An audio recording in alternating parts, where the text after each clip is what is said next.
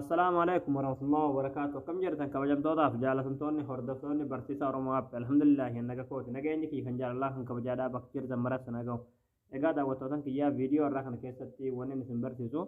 يرو نامن بلبلة سنيف بلبلو حال بلبلة كيسن مقا أبا سنيف بلبلة سن سنيف وامو دندهون اسم برسيسو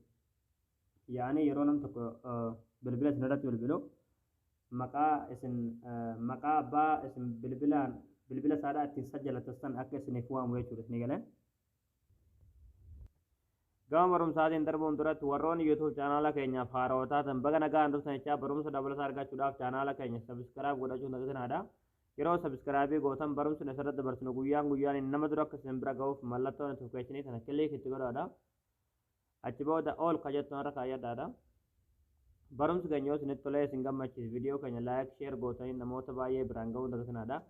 egaa gamunumaan hanga barumsaa sin dabarsaa hanga xumura viidiyoo kiyyatti obsaan faana turaan hordofaa isiniin jaa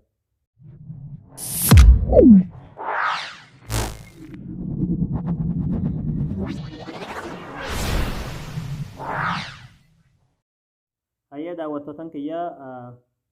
yeroo nam isiniif bilbilu bilbilli keessan maqaa abbaa isiniif bilbilee san akka isiniif waamu haalli itti godhachuu dandeessan bilbila keessan matarraan gadanii buttanii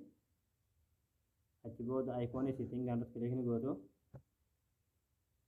achi booda asirra gadanii buutanii asirra gad akkatanii buutanii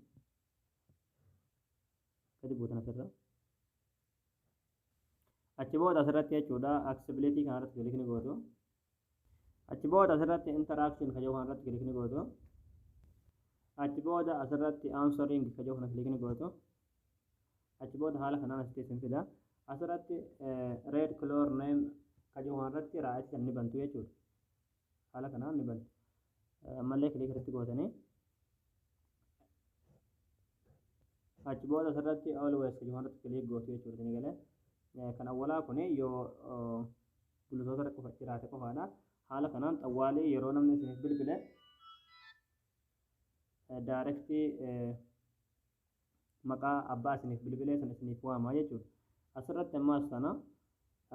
botonii ishee amma harka mirgaa sanaan bilbila yeroo namni isinii bilbile kaasuu yoo barbaadan tana oonii gochuu dandeessan ni galee bilbila shaashaa harkaan tuquu osoo hin taane botonii ishee harka mirgaa sanaan jechuudha tanaan kaasuu yoo barbaadan ishee amma sagalee ol qabanii gadi hin qaban tanaan kaasuu yoo barbaadan tana oonii gooti jechuudha ni galee haala kanaan